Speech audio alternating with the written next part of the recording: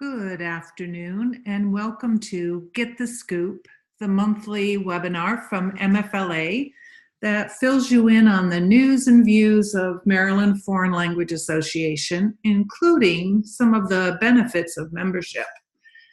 This is Debbie Aspitia, MFLA board member, past president, and your host for today's webinar. We'll be recording the session and it will be available afterward on our website under the membership tab. During the webinar, please post any questions you have in the chat box on your control panel, which you'll find at the bottom of your screen, and we'll address questions as appropriate.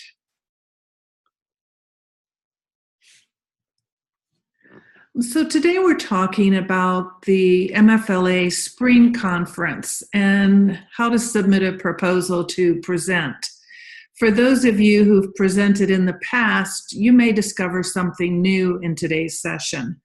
And for those of you who are contemplating submitting a proposal for the very first time, you'll see why it's a smart move. So let's take a look at our can-do statements for this webinar. I can describe the MFLA Spring Conference and name reasons to attend. I can explain how to submit a proposal, and I can name different topics that would make good workshops or sessions. Our presenters for today are, in addition to myself, we have Bill Brown from the Institute of Notre Dame in Baltimore City, Gloria Dempsey, who is from the Chesapeake Public Charter School in St. Mary's County, Caroline Mark from Smithsburg High School in Washington County, and Heather Sharrow from Dunlogan Middle School in Howard County. And we'll meet them a little bit later in our webinar tonight. So what's this about conferences? Well, yes, we offer 2 conferences each year, one in October and the other in March, and they each have their own character. So we just held our fall conference in October, and it was great. Our theme, Live Long and Be Proficient, Boldly Explore New Worlds Through Language, was a fun play off of a cultural icon. And given this year's conference theme, we were beyond excited to discover more about our keynote speaker, Mark Okrand, a linguist who invented both the Klingon and Vulcan languages for the Star Trek series and movies. It was a fascinating presentation, and I got to hear even more from him at the banquet since we sat at the same table for dinner. The MFLA Fall Conference offers access to so many presenters and resources. A number of our presenters appear at both the regional and national levels, but we get them here first at the state level in our MFLA conferences. So no matter your interests, whether it's assessment, teaching strategies, culture, reading, writing, listening, speaking, technology, you'll find it all at the fall conference.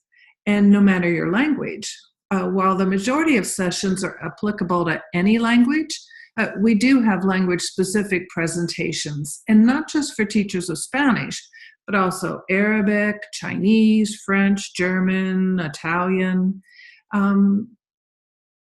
and others, depending on the particular year. There are also more than 20 exhibitors who are present at the conference, and they bring with them a number of resources that will help enrich our classrooms and our instruction.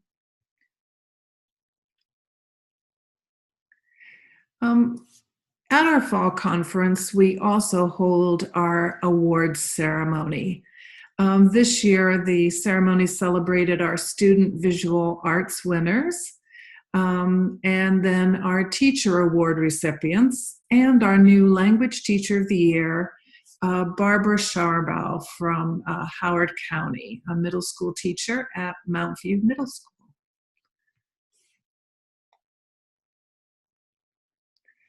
So if you missed the fall conference, don't worry. The spring conference is right around the corner. And that's what we want to talk about today. We're returning to the Eastern Shore again this year near Ocean City on March 24th. Since last year, it was such a success there. We'll be at Worcester Technical High School, which offers a perfect venue for the conference.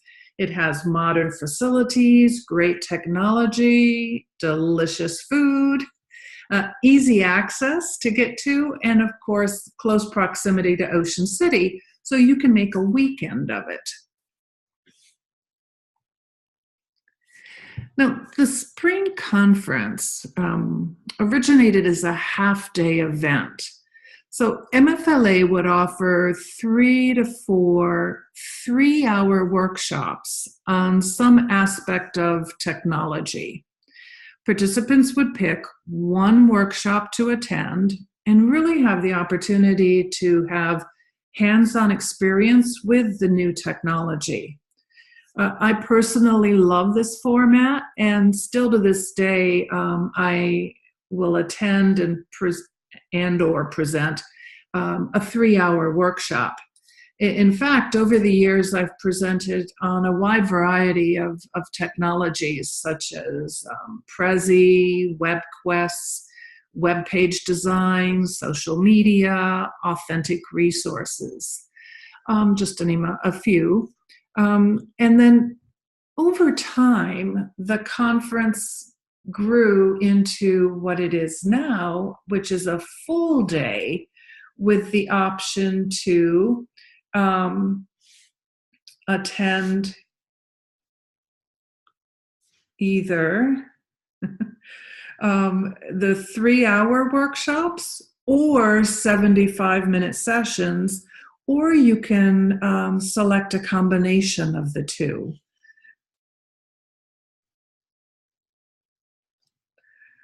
So now it's your turn. If you haven't already done so, please consider submitting a proposal to present. You definitely have ideas to share.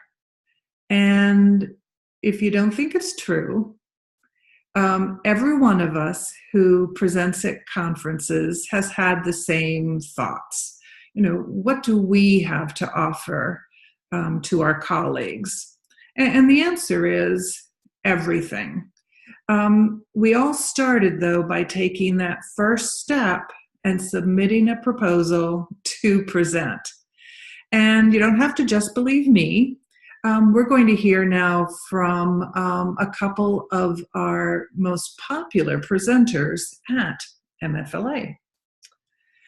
So joining me today are 3 teachers who have presented at our conferences over the past couple of years, and they've gone on to present at regional and national conferences.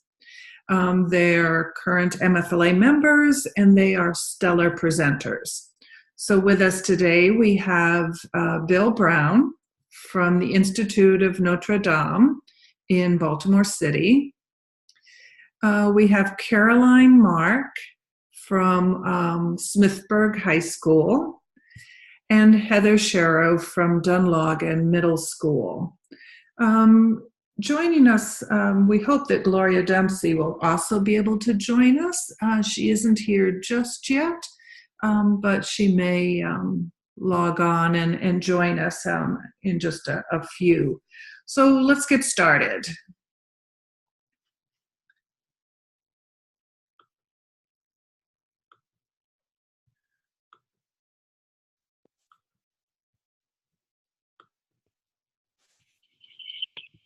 Okay, can you hear me? Okay. Yep. So, I also want to mention that Gloria and Heather are 2 of our newest MFLA board members as well. So welcome, everyone. And Bill, we're going to start with you. Uh, how long have you been presenting at conferences, and what was the first conference you ever presented at? Wow. First of all, welcome everyone, and thank you for the opportunity to be here. I it was back in the mid '90s that I first presented at a conference. I had been doing some work with Afro-Caribbean music in my Spanish classes, and developed that into a mini conference at Baltimore City Schools, and I was asked to try it at the MFLA.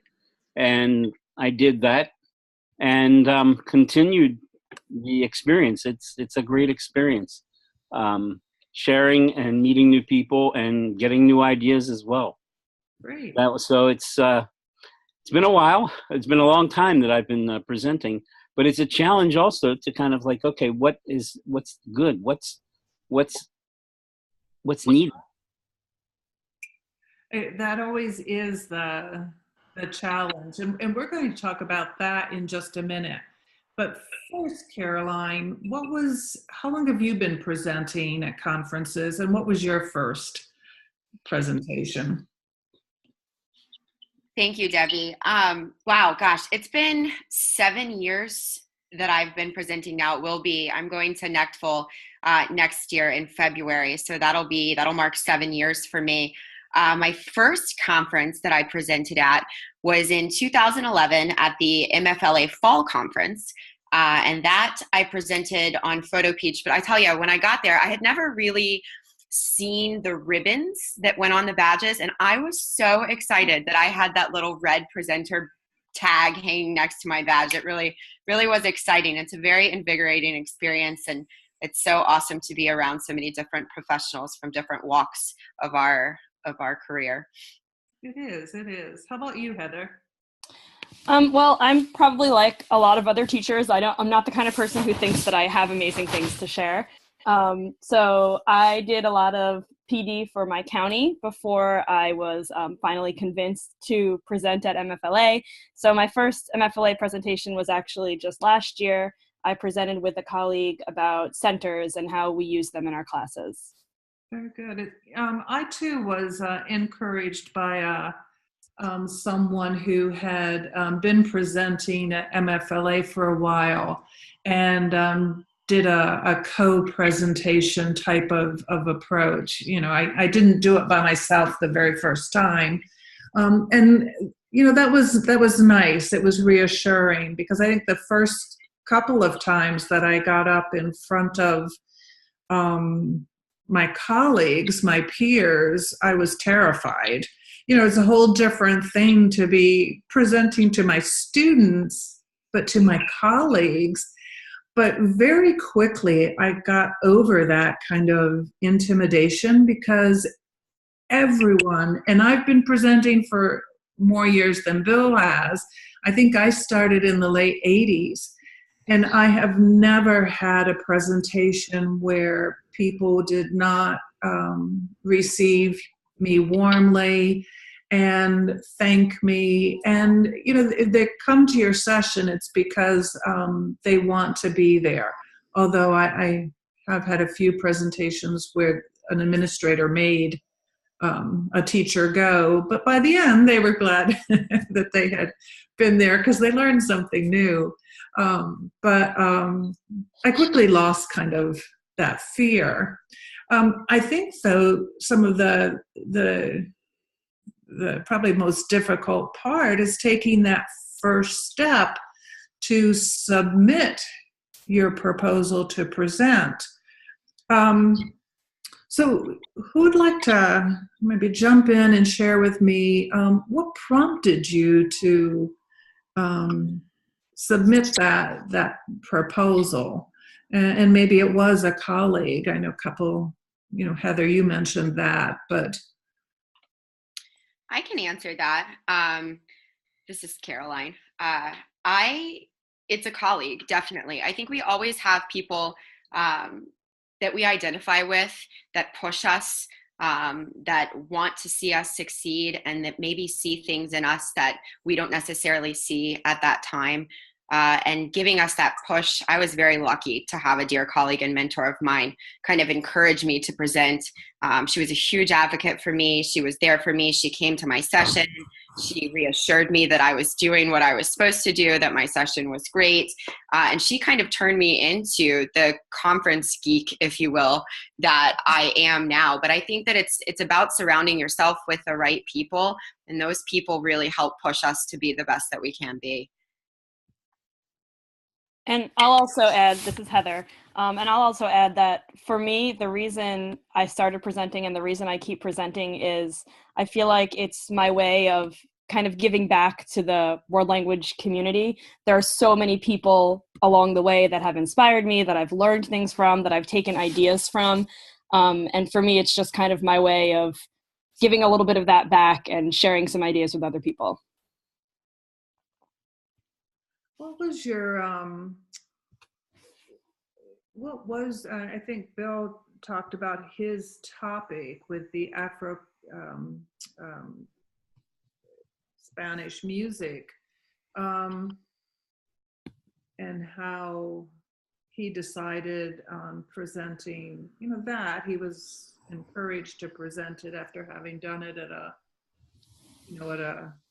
school system level. But how do you decide what you're going to present each year or each time that you do? My first topic was on PhotoPeach, and that was an online slide sharing program that kind of enabled students to put pictures to music and add text and create videos. It was a little more forward thinking than PowerPoint, and at the time, it was kind of revolutionizing,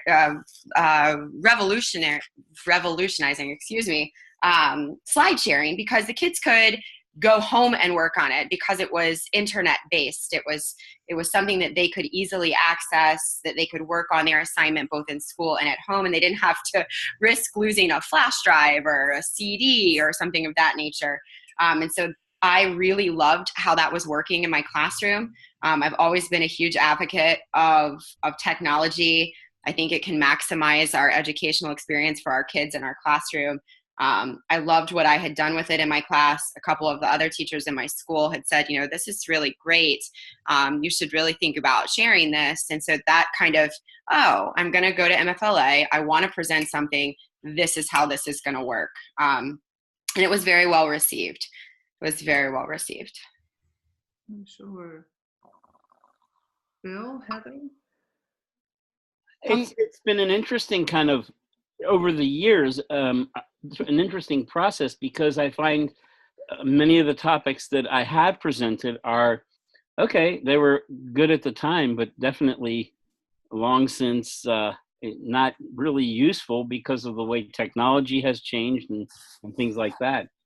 But I do look for, how can I take something, can I modify this? Can I add to this? What, for this particular conference, is there something in the theme?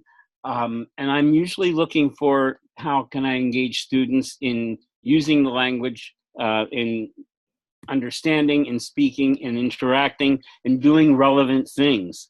And I just try to find, how can I come up with something that or modify something that will serve that, and encourage participants, encourage other teachers to share and kind of build on that and kind of interact with each other. Bill, I think that is the best way to decide what to present. For me, I keep that in the forefront of my mind, exactly what you said. What awesome things do I do that produce awesome results that other people need to know about? And that changes each year, each week, each day. We got to keep ahead of the times, essentially. But I think you're right in determining what awesome things are we doing, how can we keep up, what can we share.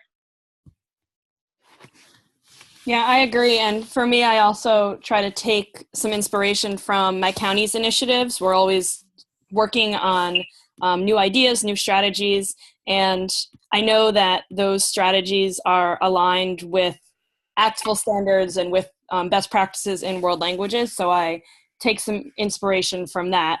So for example, one strategy we were working on was how to deal with classes with a lot of different proficiency levels and how to kind of help each individual student grow in their proficiency. And that was where Centers kind of was born for us. And it made such an impact in my class. It transformed my classes so much. And I knew that that would also be helpful to other teachers. Excellent. So I wanted to add another dimension, and I don't know if I'm crazy for doing it, but I often will share with my students. Now, I teach the high school level, but I will tell them that I have a presentation coming up, and they are interested to know, well, who goes there, and I'll tell them the theme, what I'm doing, and they'll connect it to things they've done in class. And I kind of think it's interesting how they kind of like become part of that in some small way. I love that. I do too. That's awesome. Yeah, I think that's a great idea, because I know for myself, I've either taken something that I love doing, that is something that I enjoy putting together, like web quests, or pulling together and using authentic resources, or doing web page design, things that I've found that I enjoy. But at the same time, I'm looking at things that my students have really enjoyed. I think those are great strategies to share with other teachers. Because if your kids like it, other people's will too, I think. So that's always a good source. Ask the students what you should present on, and they'll give you all kinds of ideas. What recommendation do you have for someone who's interested in submitting a proposal? I think the first thing is those words, submit a proposal, sound so formal and so difficult and so overwhelming that many people might feel like, oh my goodness. But it's such an easy process if you just go through and say, what do I want to do? How am I going to do it? What for? What am I trying to achieve here? And going through that is so much easier than those words, those emails, submit your proposal. And I think if people think they have an idea, play with it. It's really not as difficult as those words sound. And I'll also add that you don't have to have your presentation finished and finalized when you submit your proposal. That idea can be half cooked and you're still working on it and you're still playing with it. And you can just throw the idea out there without having it fully prepared and ready to go at that time. That's a big piece, Heather. I completely agree. Because I submitted a proposal for NECTFL back when they were due a couple months ago, and it was literally just an idea. Are we going to be accepted? What do we want to work on? How do we want to do it? None of that really. The how do we want to do it piece wasn't something that we had ironed out prior to submitting that proposal. So if you have a great idea and you want to take it and run with it, you can work on it after the idea is selected versus having to have everything prepared. I think that's great advice. Mm-hmm. There's usually some point where you do get a chance to, revamp the description or any of the parts of it that you need to before the final day or before the program goes to print. What would you say to other teachers to give them that push into actually submitting their proposal? I'll say that every single one of us does special things with our students. You might not think that what you're doing is special and amazing, but I am pretty sure it is. And it's probably something that there are some other people out there that haven't thought of. Every single one of us has ideas to share. When you present, you're not saying that you're an expert in this. You don't have to be an expert in it. Teachers really just want to hear what's working for you, how are you doing it, and then they can take it and tweak it for their own students. There's been so many times, Heather, that I've been presenting in a conference or a session that somebody within the session has spoken up and said, oh my gosh, I can use it for this. And it's something that I've never thought thought of, or a way to use it. So I think that part is so amazing. I think the other piece, and speaking of that connection and learning from other people just within your own session, is the networking and growth that comes out of conferences. Each of us has, like you said, such amazing ideas, and we deliver content in different ways. We create connections with our kids in different ways. We do things in our classroom different ways, but we all have the same end game in mind. We want our kids to be successful. We want our kids to be proficient, and presenting at a conference and sharing our ideas is a way to kind of spread that knowledge. The more powerful we are as a world language team, the better our kids are going to be. Another piece of advice I would have is, if you're nervous about presenting at the conference, you could try your presentation out at your school or in your county, or even if you can't try it out formally, you could just buy a couple of colleagues some Starbucks and have them sit and be your participants so that you can run through it and get some feedback from them.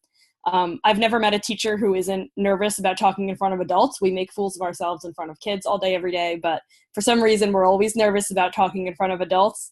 So that might be a good way to kind of help you get over that, practice that a little bit so you feel a little more comfortable. And I will say that MFLA is such a supportive community and environment. It's really a great place to present. Especially if it's your first time presenting. The groups are relatively small compared to a regional or national conference, and you really are just part of a community of educators who want to support you and want to learn. Mm-hmm. And I guess adding on to that, we're spending Saturdays to talk about teaching. We're all crazy anyway, and that's why we are crazy. We're passionate, and we love. I mean, that's why you're a language teacher. And I think that sharing that and kind of just realizing that, it's about that. It's about the sharing. It's about coming together and seeing what has worked, and kind of asking those questions, because when we ask the questions and we try things and we say, well, this is what we build with each other, and that's what's cool. And it's I don't think it's so much as like, okay, yeah, we're speaking in front of adults. Well, okay, cool, but we are basically sharing our passion, our dedication, our commitment, our love for teaching, and particularly teaching language. Exactly. And so on that note, thank you all so much for being a part of the session this evening. We still have some more of the presentation to go through, because I really wanted to now focus in on the actual proposal. Because as we said, sometimes it's just that initial hurdle of deciding on a topic and then writing up the proposal. And as Heather said, and Caroline, you don't need to have it in great detail, but pretty much that general idea and summary. So let's walk through the process, and I'll show you the different parts and give you some examples. Very often, some of us will try to match our presentation to whatever the theme is for the conference. Well, this year's theme is a repeat of last year's. Learn more on the shore, because we're, near Ocean City. And so that's wide open in terms of proposal topics. It doesn't give us very much guidance or help in terms of thinking about what we might present about. It's not specifically focused on developing proficiency or on assessments or on technology, et cetera, but all of those things could apply. So here are a few ideas that I'd like to share with you. First is right on the form itself. When you're filling out the form, there is a section of categories that give you ideas and that you can drill down and become more specific around. So you've got things like advocacy or teacher leadership, assessment, feedback.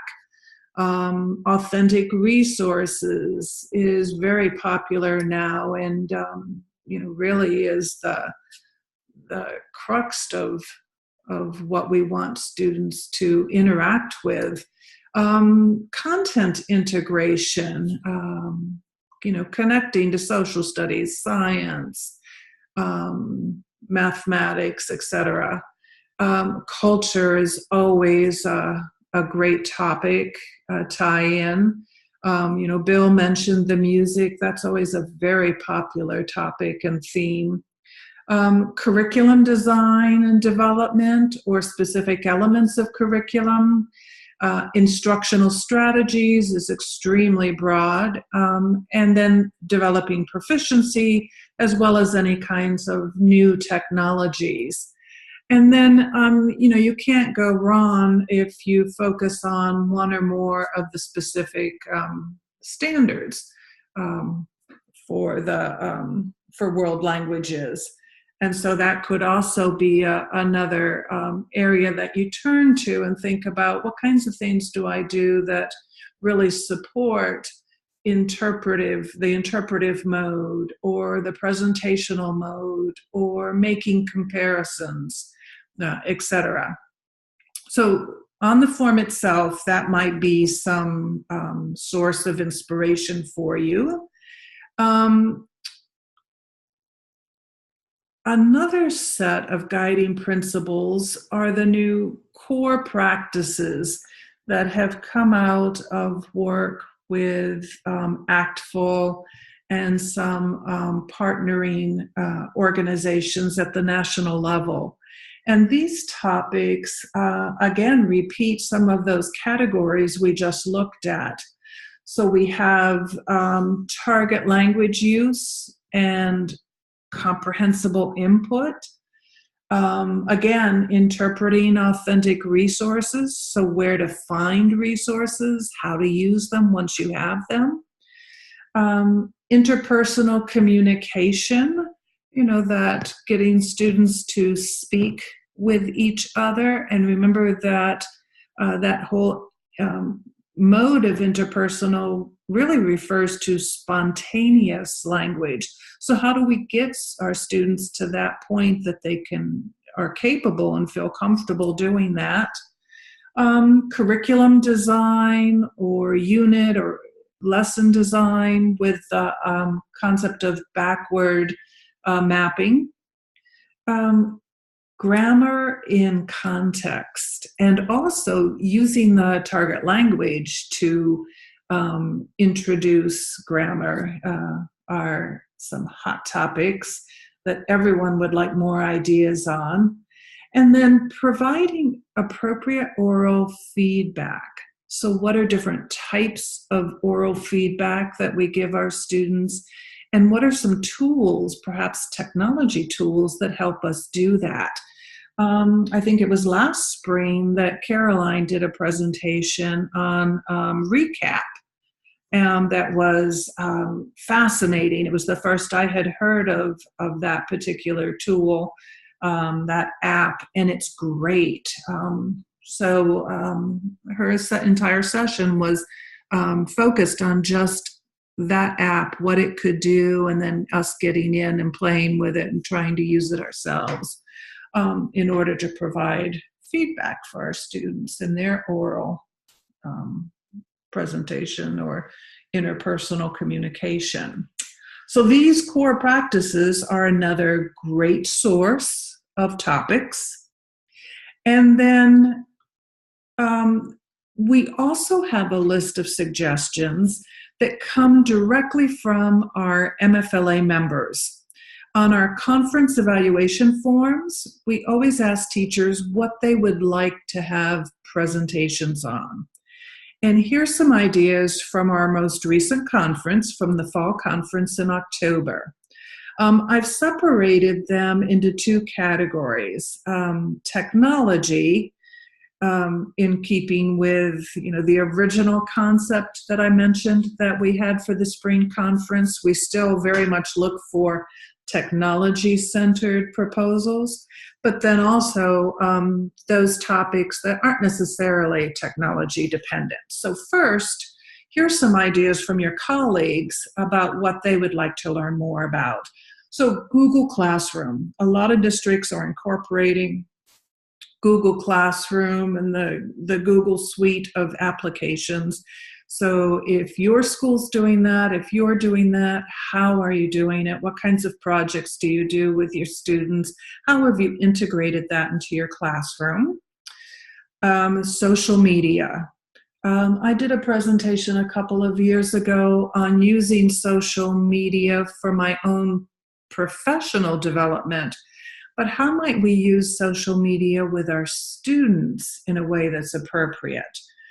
So that would be a great topic. Assessment tools. So what kinds of technology help us assess students' interpretive skills, their reading and listening comprehension, their interpersonal speaking skills, or their presentational speaking or writing skills. Digital storytelling. The concept of storytelling in terms of proficiency development is something that really comes closer to the advanced proficiency levels, but there's no reason why novice learners can't begin that process. And there are a lot of digital tools that help students incorporate images with their story in the target language. So what are some of those? And again, you only need to focus on one and show how it's used, student examples, and then give your participants a chance to play around with it and create their own product. Let's see. Any tools that promote speaking in the language, for example, the recap tool that I mentioned earlier. And then any kind of technology that increases student engagement. I think last year too, I attended some sessions on Quizlet Live. And of course, I love things like Kahoot or quizzes that help students really become engaged with the content in a much more interactive way. But maybe you know of something else that works even better than any of those. Now, on the other side, items that don't necessarily need technology are things like immersion strategies. You may not be working in an immersion school setting, but by using our 90% target language in our classrooms, we are immersing our students in the language. So what do you do to help make that happen? Or what immersion strategies are you using in your immersion program that we could use in our other language classes as well? Classroom management is huge. They say the number one reason why teachers may leave the classroom within the first 5 years is because of classroom management. And it just doesn't mean discipline, but it's the entire organizational piece of your class and how to set it up. Falling in this category, well, it is a tech piece, but our programs such as Edmodo or Schoology, which are great class management systems, but they also aid for classroom management. Class Dojo is another technology tool that will help with that. See, I can't get away from this technology piece. Our participants, we had a number of requests for strategies for working with elementary age students. The number of elementary programs in the state of Maryland has increased. And teachers are looking for ways to work with their younger learners. And then TPR storytelling is a great tool for engaging students, motivating them, building their language skills around the whole concept of comprehensible input. And if you're using that, I think that would be a great topic to share, because not everyone is, and not everyone knows how to do it well. Always the need for developing interpersonal speaking. And, you know, the new can-do statements just came out, and I love the way that they've structured the interpersonal speaking can-dos around information sharing, requesting information, like, you know, perhaps going into a store and purchasing something, and then persuading or giving your opinion on something. And then community involvement, bringing the community that speaks the particular language that you teach, bringing those native and heritage speakers into your classroom and having the students interact with them in an authentic way is something that people were very, very much interested in. So here are a variety of ideas. Hopefully one or two of them sparked something in you that gave you an idea for a topic that you might present on. And so now you have that proposal in front of you. It's time to fill it out. So the very first part, of course, is all of your presenter information. And you heard several of our speakers talking about the fact that they co-present. And so both you and your co-presenter or presenters would provide your background information on the single proposal.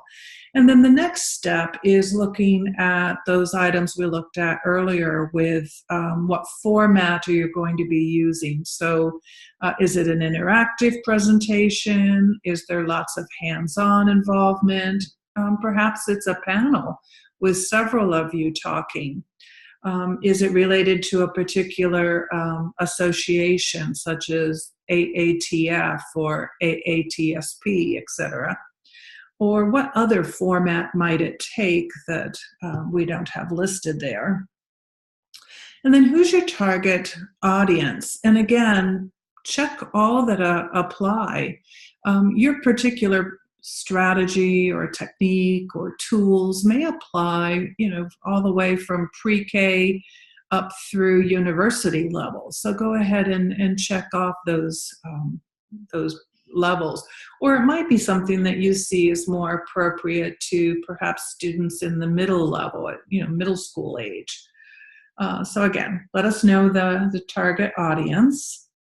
And then what's the category, the broad category that it falls into. And if you don't see something here, please feel free to write in a choice. And then what standard or standards does it connect to?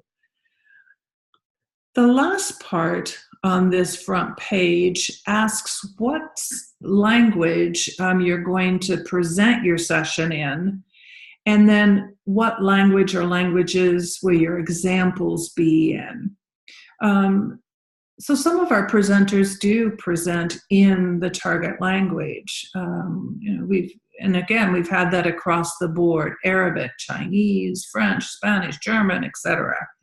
But many also just present in English, and then they may have examples in Spanish, French, but their idea is applicable to all languages. So feel free to put that there as well. So you might have examples in Spanish, comma, but applicable to all languages.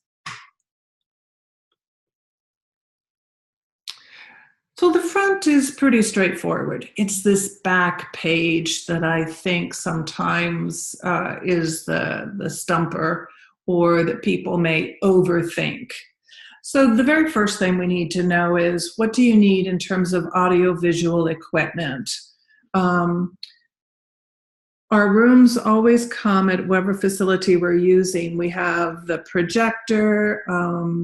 It could be an LCD projector or a smart board with the screen, internet connections.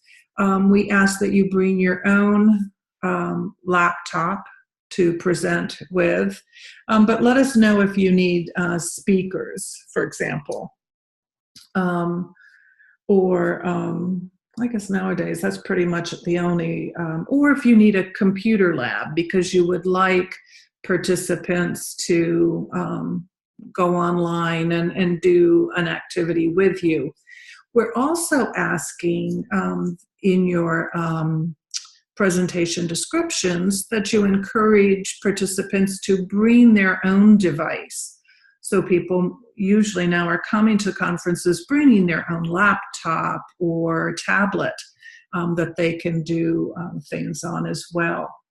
We cannot load any software on computer systems where in the buildings that we're working in. So in some cases, you'll see that we've had situations where you could not connect your laptop to a particular school or university's system. So then we'll let you know that you need to bring your presentation on a flash drive that you'll use with their computer system. And we can never add our own software to those systems. Okay. So then you need to decide, do you want to do a workshop, which is that 3-hour segment, or really 2 hours, 45 minutes, or do you want to do a concurrent session, which is 75 minutes in length? So make that choice.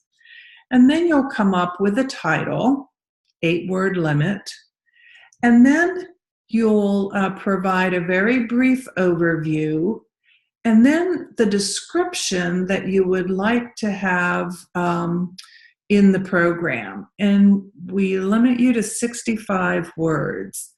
And whoever puts the program together will have editorial rights to reduce the description to that many words if need be.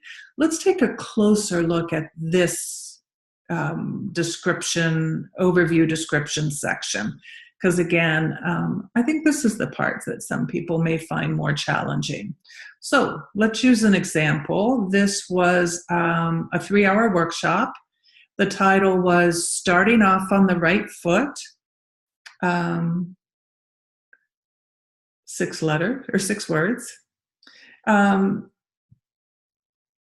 The overview, it just jumped right in there, was the overview is broken down into 3 components: content, methodology, and benefits. So the content is how to use different types of authentic resources with a variety of strategies to focus student attention. Punto. The methodology is an interactive presentation with guided note-taking, and then opportunities to practice the different strategies and brainstorm applications. And then the benefits to participants are that they will acquire sources for authentic resources and a variety of strategies for using them. Plus, they have the opportunity to collaborate with colleagues. Okay? And so then the description would be as follows. And again, you want your description to be something that lets participants or attendees know what it's about and encourages and motivates them to want to come to your session or your workshop. So want students to run to class to see what they're doing that day? Rethink the typical warm-up drill. Think instead focus, functions, and fun. Come explore 13 types of authentic resources and 40 ways to use them across proficiency levels to open class or begin class. Bring your own device. Time will be provided to collect authentic resources and start building introductory activities. Okay, and so there I have my proposal. I am all done. I am ready to submit it. And we hope that you're ready to submit yours, because we look forward to receiving it by December 16th. And so you'll need to download the proposal from the MFLA website. You can find it under conferences, and you'll see two types of proposal form formats there, either a PDF or Word doc that you can download and fill in. But you'll also see the proposal form on the right margin, right navigational pane under Quick Links. And so simply download it, fill it in as we've just described, and then you'll email that to Leslie Gran as per the directions on the form. So we're coming to the close of our session today. Take a look at our 3 outcomes and reflect on what you can do. And don't hesitate to let us know if you have any questions. Anything that, let's see if we have any questions while you're looking at and reflecting on what we talked about today. No. And then, okay. Just keep in mind that our next monthly webinar will be in January. We'll take a break in December. And in January, January 24th at 4:30, we'll be talking about the various awards, scholarships, and grants that are offered by MFLA to its members. These are some great opportunities for travel abroad, study opportunities, projects in funding for projects in your class, and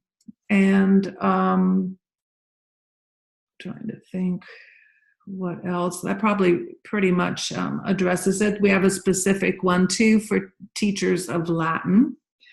And so you can go to the MFLA-MD.org website to register for that webinar under membership and registration. And while you're at our website, check out the articles and blog posts that we have there. We have news, updates, a variety of resources that we share. And you can also follow us. We're on Facebook, Twitter, Instagram, and Pinterest in order to keep up with the latest and greatest that we have to share. And we're so glad you could join us today. And so until the next time, this is Debbie Espitia, and get the scoop.